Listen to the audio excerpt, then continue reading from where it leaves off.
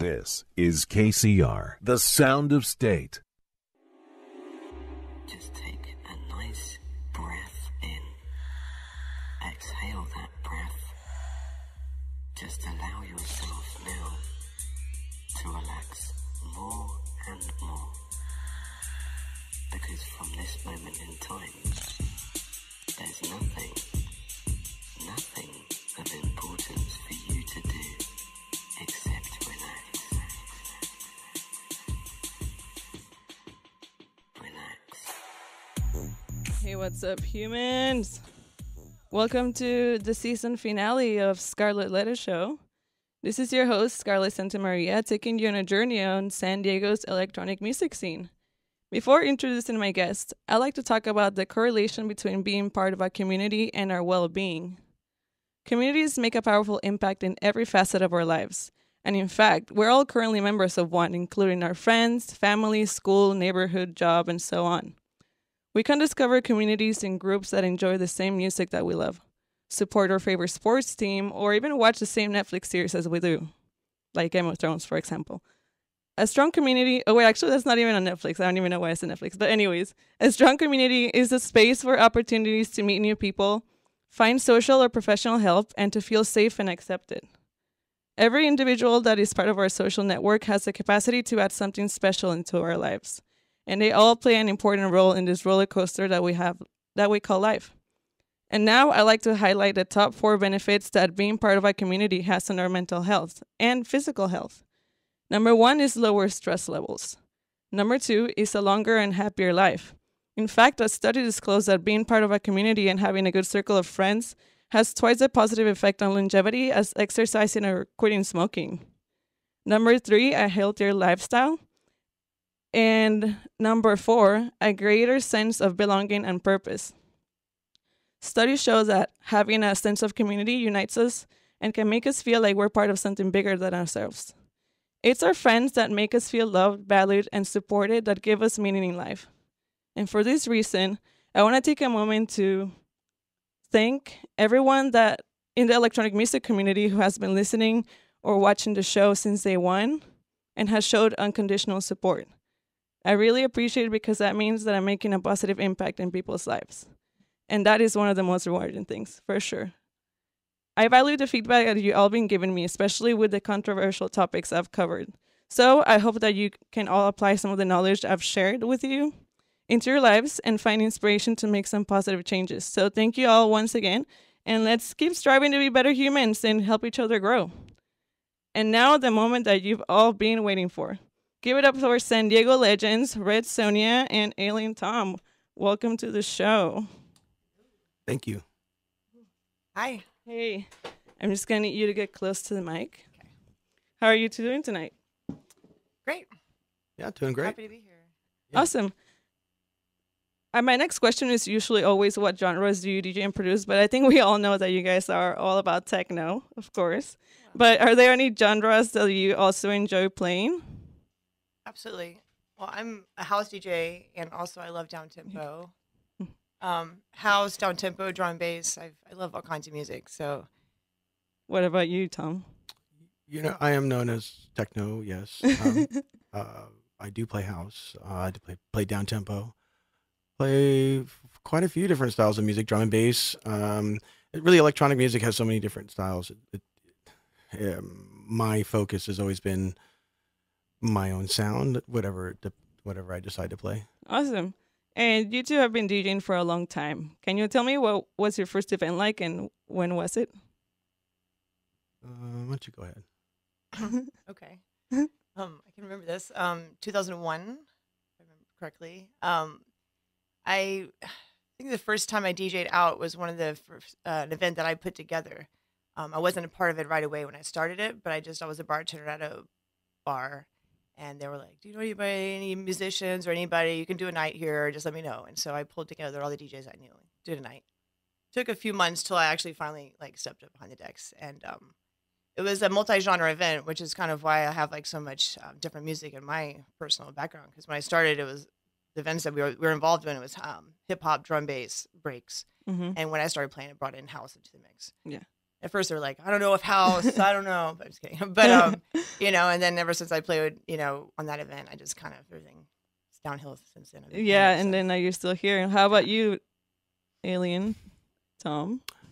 When I started DJing a lot, my first event, depends on what you mean. The first event to go to is one thing. The first event I started playing with was more. I ended up playing like before and after the DJs played. So I played Mhm. early and I played late. So I was working with a couple of DJs at the time, and they were the main DJs. So if I was going to play, I'd play something different. Mm-hmm. And I made a niche for myself. That I played down tempo and slow stuff. Yeah. You know, that's what I originally started playing when I first started out playing out. All right. So was there a specific moment in your life when you realized that this was what you wanted to pursue, a career in the music industry? The first time I went to any party, the first time I saw DJing, you know, it was immediate for me. I grew up with music in my house, so an extension of, you know, listening to the radio was like, wait, how do they do that? And then, you know, working with people on college radio, and then seeing things develop from there, and just being a DJ at house parties and That's awesome. It was a little bit before rave started, so. There were like the underground illegal raves or warehouse parties. No, this is like before any of that even Oh, happened. before. Okay. Yeah, a little bit. I've been DJing a little bit longer than rave. All right. That's valid. How about you? How about you, Sonia? Oh wow. What was the question again? Oh, was there like a defining moment where you knew that you wanted to be a DJ and be in the music industry? No, not really. I think I'm still trying to figure out if if I'm really supposed to be doing this. No, but I think what really got me is watching the dance floor. I never thought I'd get up in front of a crowd and do anything, but seeing how people respond and be able to change energy in the room just by the music you play or how you put it together just is really inspiring. Definitely. I agree. By the way, how do you guys meet? I feel like you guys are relationship goals. Was it love at first techno? You want to tell the story? Yeah. Like the short version, you know? Short version is she gave me a ride to the rave back in the day, to Nocturnal, when I was playing an after party. I was playing the after party for Nocturnal, and she gave me a ride to the party. We met, we talked a little bit, we stayed in contact. You know, a few months later, we decided to link up. You know, That's awesome. Timing worked out. Yeah. You know, and we seemed to like each other. Love at first rave. Yeah. He took me backstage, you know. Oh, okay. That's how you know. No, we both had VIP. None of my other friends did, so we just ended up hanging out together, and it was just it was an interesting experience at that time because I used to go to all those parties back. You know, when I first came to California, I went to all the Insomniac parties. And Yeah. it just Of course. blew me away, and then I went with him and ended up backstage and wasn't the raver on the dance floor anymore. I was kind of like meeting the DJs and hanging out and just like learning more about the culture behind the scenes. You know. Yeah, definitely. I love that. I love that you two are this power couple that completely supports each other and share similar goals. It gives me hope that I won't be forever alone. I'm kidding though. But I'm curious to know, what is the key to a successful romantic relationship in your opinion? This is like super random. Communication. Yeah, that was exactly what I was gonna say. Definitely communication and patience. And also play together, stay together. Yeah. You've heard Share those similar you've heard- hobbies. Yeah, you Right. know, like, Sometimes people go out to the club to meet their significant other, and then they stop wanting to go out, and we still want to go out, and we can go out together and still Yeah. enjoy the party. And it's not like going to the party for some other reason. Like we're going to the party to enjoy our life, you know, That's not just to beautiful. find someone. listen to the music and dance with people. That's beautiful. I love that. So what can I expect in the first part of the mix? That's a good question. It's techno we put together. This is techno. It's definitely techno. Yeah, It's it's definitely a kinda where techno we're at right mix. now, Yeah, we we're really enjoying techno a lot, and the newest techno right now is just sounding really great. So there's some new techno in there. There's some, I was looking at the playlist earlier. There's some banging techno. stuff. Yeah, I'm banging. yeah, a little bit of banging stuff.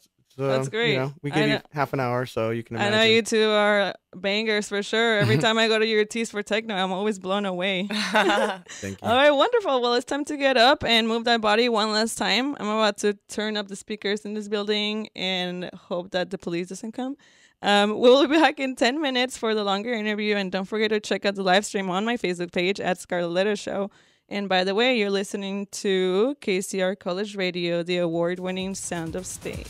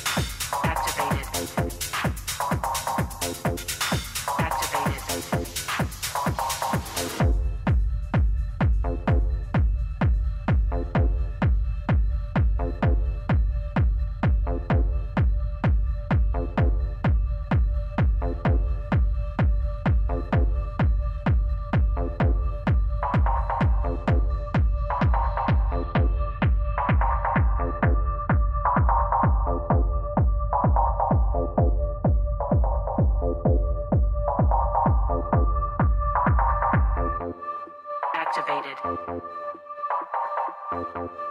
Activated. Activated. Activated. Activated.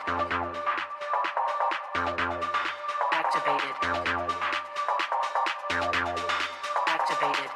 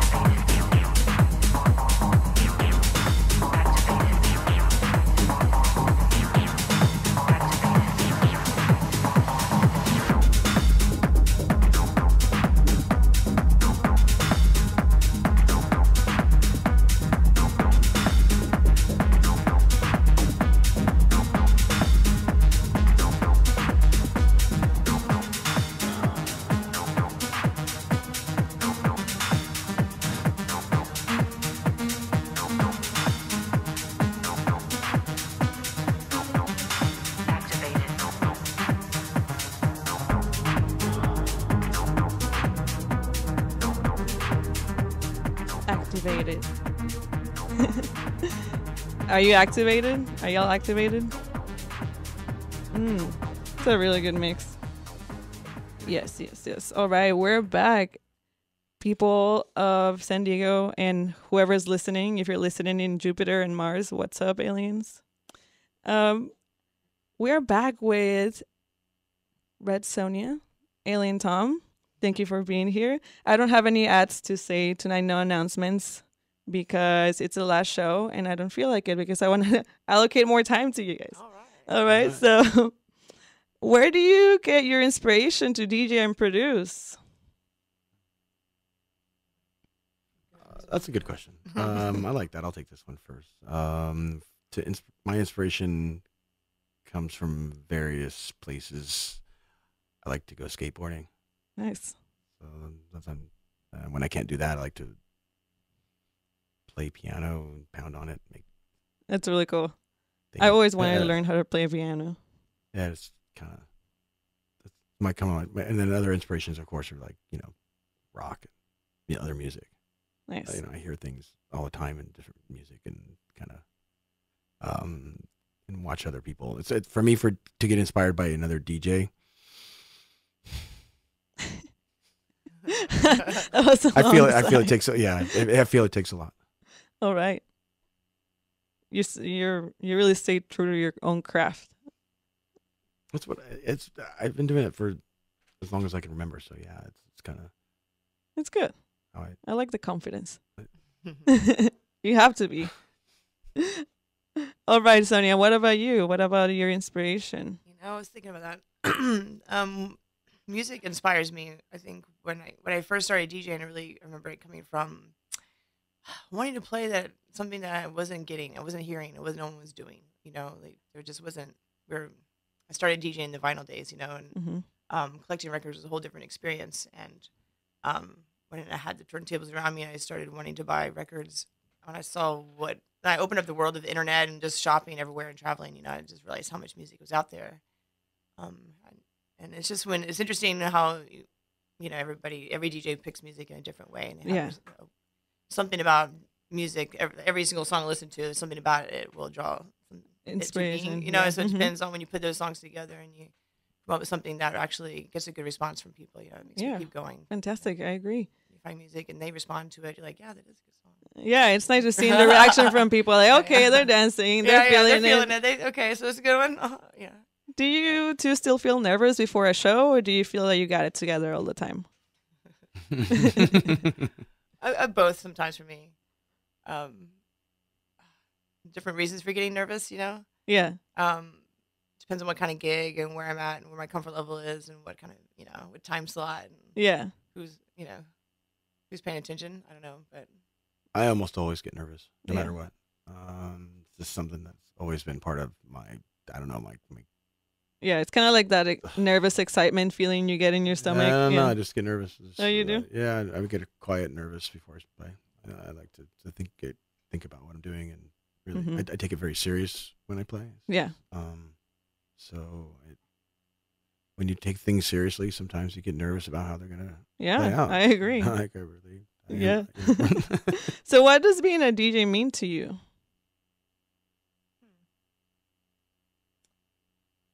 That's a good question. It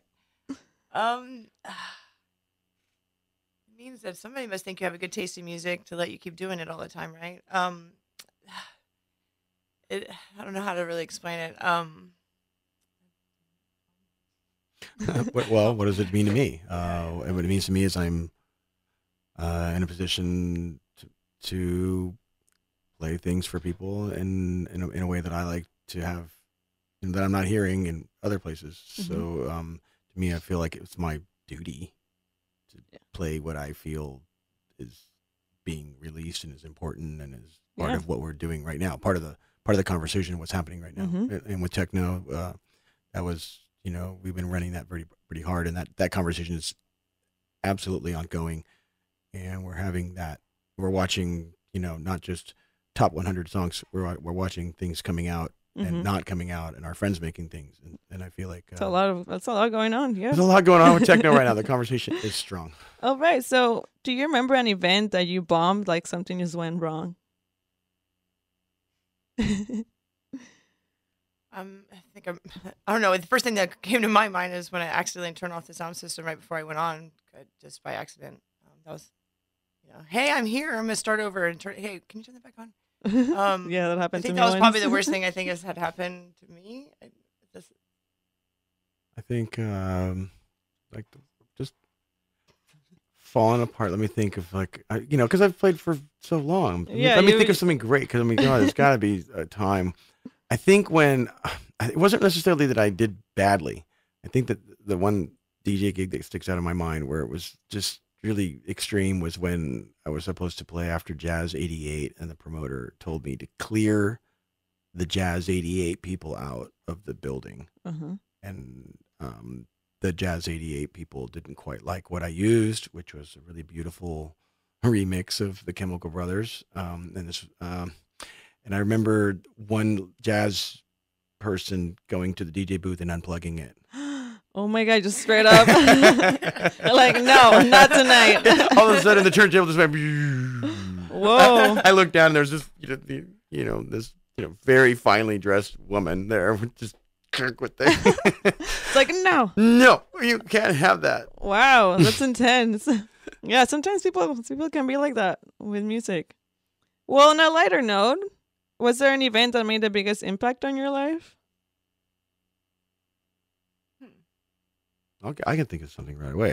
The first major event I ever went to. So, I went to there's this thing called Rave. You'd heard about it, and the first one I ever went to was still to this day one of the better produced parties, physically produced. With Wow. parties that I've been to. I still go to parties and things all the time, and I think back of that first one and wonder what would be different if all of the parties were like that first one. So I always feel like I'm chasing this dragon of party that doesn't exist. You kind of want to recreate that feeling? Maybe it was more of just wanting someone else to do that. Come on, you guys. Let's up the production here. Mm-hmm. Yeah, I agree. What about you, Sonia? Do you have anything, or should we go to the next question? Well, it's interesting because I had like an opposite response to my mind. Or when I had a couple of festival gigs, they just weren't what I think I wanted out of it, and I just thought I kind of crushed my excitement about getting these big gigs. Like, oh, I'm playing this huge festival, and they're like, no, you're not getting paid. You're like, wow, all these huge big festivals, they still don't take care of their talent. Yeah, it's kind of disappointing. So it made an impact on me in an interesting way to kind of focus on other things and more local, local gigs and doing smaller gatherings and things like that. That's great. More intimate and more personal. And all right. So I'd like to talk about Native Alien. Where did the vision come from to create this brand? Well, I created the brand in the late 90s as a response to to our DJ culture where we didn't have accessories that I needed. Well, I was a touring DJ and traveling, doing different kinds of stuff at the time, a lot of corporate things. And I felt that I didn't have the nice luggage. I didn't have nice accessories. I didn't have nice things to keep my records clean. I didn't have nice things.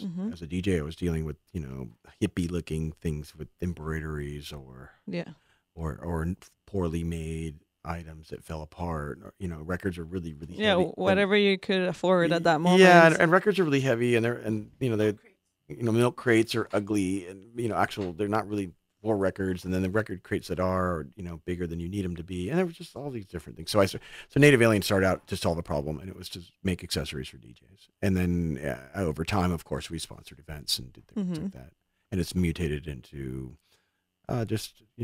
Sonia and I using that as the umbrella to help us with creating the vibe around house and techno. Yeah. And what is your mission statement or goal with this brand? That's a good question. I would have to say that's changing quite a bit all the time, and recently it's been changing more than ever. If we look at it as something that's been accessories and stuff, that's still where we're at. We have merchandise on our website, and so we're a lifestyle brand. We have things for sale, and we're looking forward to helping people do other things in the future. That's great. And you two have different events in this brand, including the most notable, Tease for Techno, Lady Lush, House and Techno, Contact. Which one is your most favorite and why? There's also an event we've done many years in a row called Day of the Dead, which is very special to me, and I think we want to bring that back this year.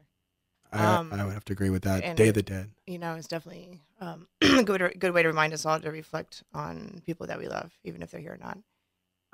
Contact is also very special to us, but it's also it started off as Tom's birthday, and And it just became a festival. it just became this hotel party that has been something really special. That's been challenging in ways. I think my favorite's Lady Lush. Yeah. Who could not like Lady Lush? It's Yeah. so much fun. You Yeah. get all the girls together to It's DJ, true. and there's art and fun, and it just seems to be a good vibe every time. So that's for me as someone who goes to parties. Lady Lush always seems to be really a lot of fun. I take pictures.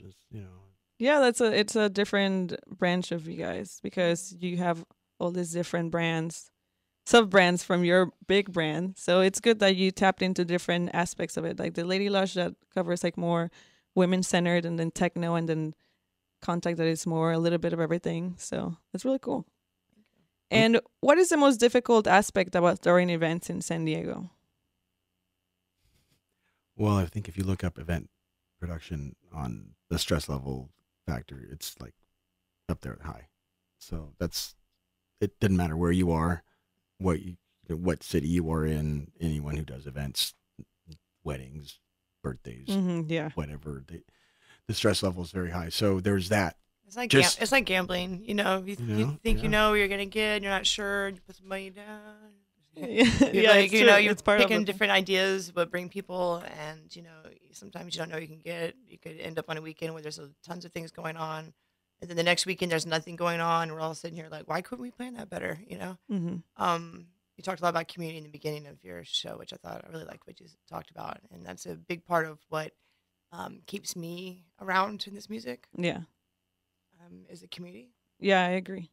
So I think that's an important part. It's the most challenging part too, because and it comes with our community. It seems like a lot of our peers are also our competitors, or also our friends, or also our supporters. So it's really Yeah. interesting, Yeah, it's beast of promoting, because I don't Yeah, we're promoting to our friends. We're also promoting to our competitors. know.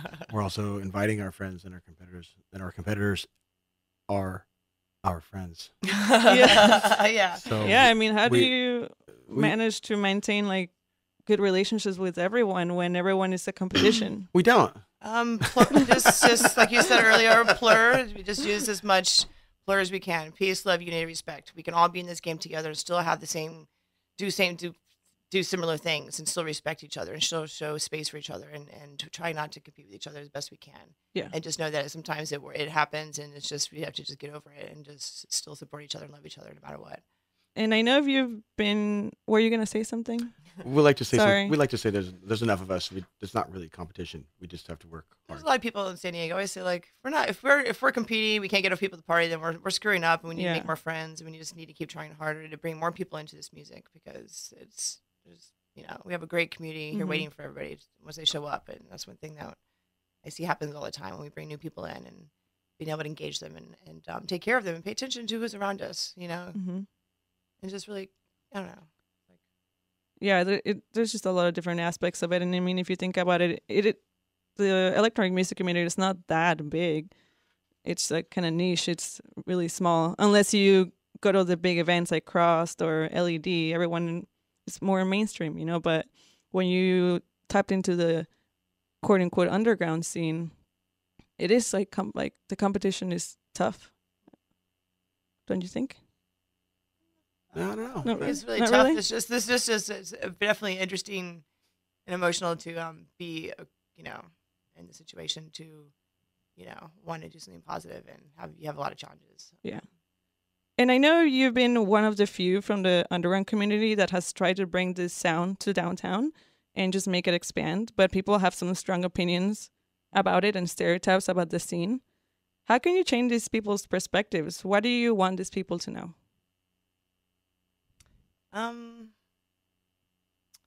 Well, if you don't go, you don't know. And our goal is to maybe throw the kind of parties that you will forget that you're downtown, and downtown people around you are actually your friends. And there's a lot of stigma because downtown is such a melting pot. So it's kind of hard, you know, you have everything. And it's also, you have the homeless on the street, you have grandma walking by, you have kids running, you know, like, Yeah. it's like tourist central. So it's like, Yeah. you're just going to walk around and it gets overwhelming, you know, but I think there's little pockets in the town and little secret areas that maybe you might find a really cool party at, and you won't even believe it when you get there that weren't there yet. And Yeah, it's true. I think I love downtown San Diego. I think we have a beautiful city. I've been watching it grow for the past almost 20 years that I've been here, and I just think we should embrace the growth and figure out how we should really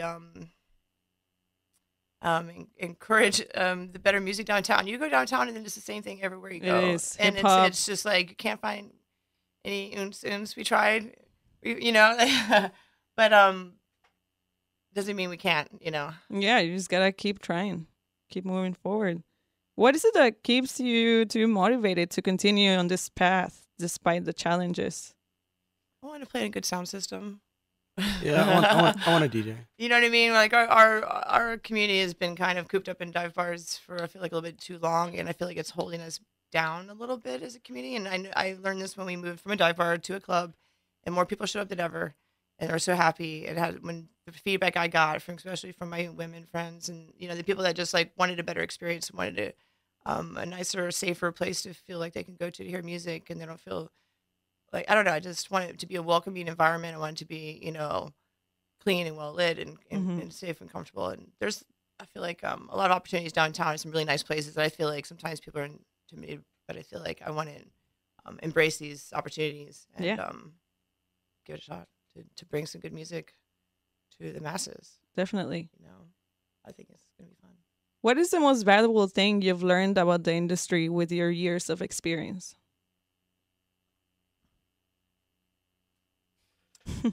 I know that's tough. Say that again. I'm sorry. I said, what is the most valuable thing you've learned about the industry with your years of experience? Huh. Well, I can. Tom. Yeah, You have a little bit more experience. So you can go first. you know, valuable lessons are always learned, and I feel that my lessons are still being learned. As the most valuable, I don't know. I think one thing that I've noticed is the people who are the most successful in this industry are also some of the nicest. So nice people, you know, being nice, friendly, that kind of thing, goes a lot farther than being really great at everything. Right. Yeah, it's true. Being genuine, right? Respect. So, what advice would you give an aspiring DJ or experienced creator? Keep doing it. Doesn't matter what you're doing. Just keep going. Finish the songs. Make the mix. Send it to the person. Make the night. Make your own night. Do it for the right reasons. Yeah. Yeah, that's a common theme, that do it for the right reasons. What are the right reasons? Intention. Do it for I your know. reasons. I know. I just feel like it's sometimes, I don't know why. Well, I like that Intention you is said important, that. 'cause No, there's- it's true. It is a common theme, to do it for the right Because I feel like reasons. people don't last long if they do it for the wrong reasons. So Yeah. I feel like, do you really love the music? If you don't love the music, Yeah. you just want to be popular. That's big. Then yeah, I mean, there's tons of ways to get popular, and maybe you won't be a DJ forever or whatever. But there's other way to get attention, you know. But Mhm. like, you really love the music, you know, like buy it as much as you can and play with it, and you know, play what you love, play what you know. Buy And, your you know, music. Don't LimeWire. Oh, wait. No. Damn, I dated myself. Just Uh, kidding.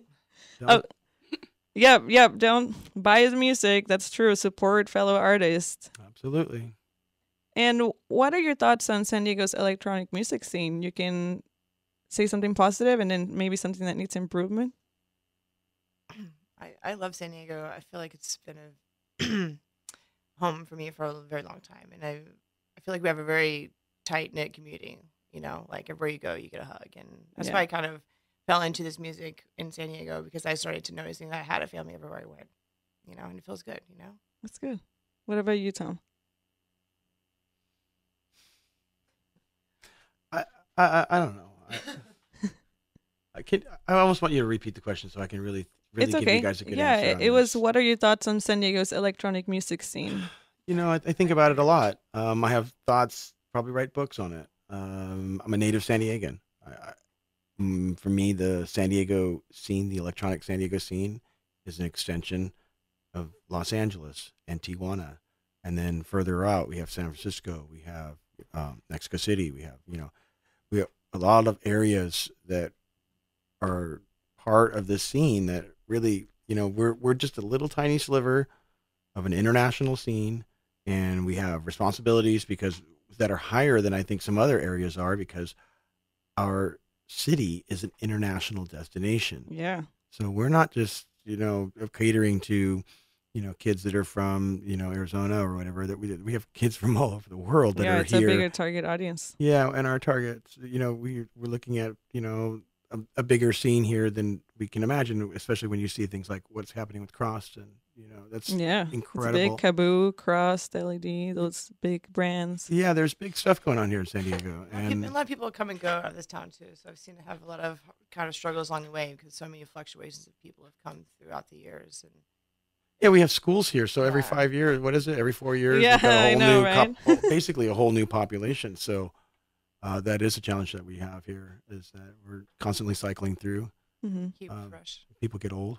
keep engaging. Yeah, you gotta change your strategies because people come and go, people grow. There's new people too, people that have never even heard electronic music or don't even know what techno or the subgenres are. So you gotta tap into those audiences too. Absolutely. Okay, so lastly, I know you guys love sweets. And if you could eat one type of dessert for the rest of your life, what would it be? That's hard. Honestly, if I had to choose, I guess I'd have to eat banana splits, I guess. All right. I don't know. I'm gonna go with the first thing that popped in my head. I'm a sucker for some peanut butter cups. I don't know. All right. All right. That's valid. I think I would probably eat cheesecake forever. I think Cheesecake. I love pastries, anything. All right. Well, thank you so much for sharing. I think we're about to play the rest of your mix. And Okay. thank you for being here and sharing a piece of your mind. And we're finishing the season strong, for real. And we're going to be back in 10 minutes again to wrap it up, ask a couple more questions, and stay tuned, people. I hope you're enjoying our faces right now on the live stream. We'll see you in 10 minutes.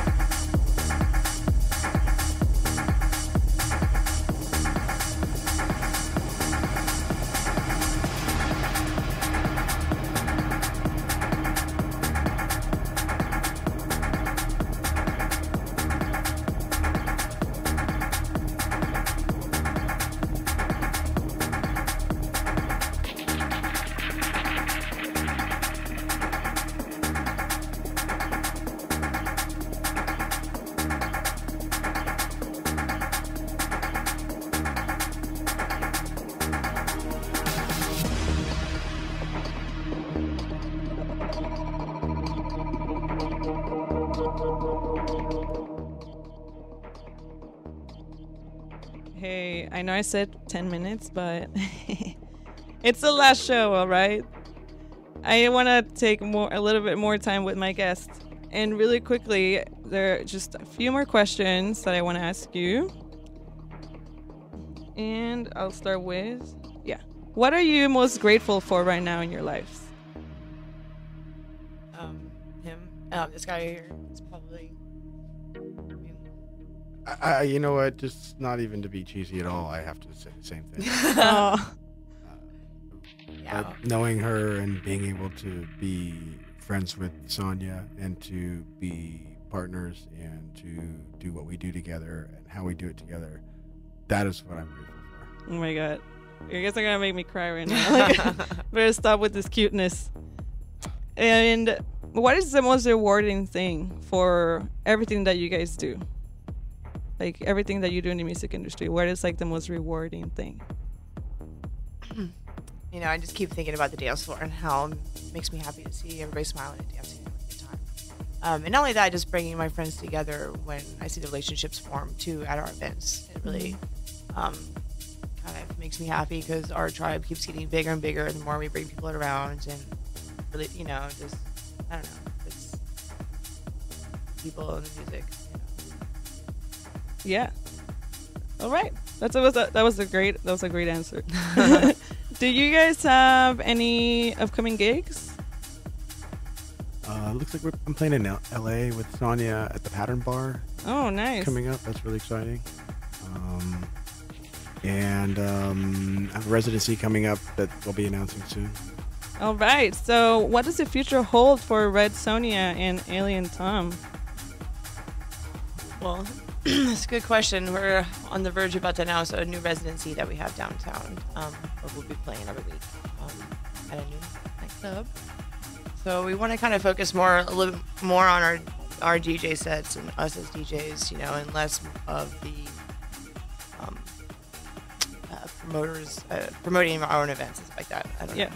I agree. So you gotta focus on one thing and what you love doing the most, which is DJing. So thank you so much for being here once again, and I've learned a lot from you too, and I'm sure you're an inspiration for many, just like you to me. And I'm honored to have you sitting here. Since season 1, I wanted to have you guys on the show, so it's great to have you on my season finale. And this concludes Scarlet Letter Show season 2. I still don't know if there will be a season 3, but I've had a blast being your host. To anyone that has been listening and anyone that has been tuning in, thank you again. And don't forget that I'm gonna upload everything on YouTube at Scarlet Letter Show. And every single show is on YouTube, by the way, and even the ones from season 1. So if you miss me, you can just listen to them whenever you want. And I hope to see y'all at Riches tonight for Techniche. And thank you so much again. This has been like an awesome journey, and it's just crazy that I'm graduating in a couple of weeks, and I'll be an Insomniac, and then my birthday, and it's just like everything is like coming together, like wrapping up, and I just feel really grateful, and I just like proud of you, I would just be like I want to cry right now, but I'm gonna cut it before I start crying. Thank you. Thank you. All right. I Thank love you very you much. guys. Bye. Bye.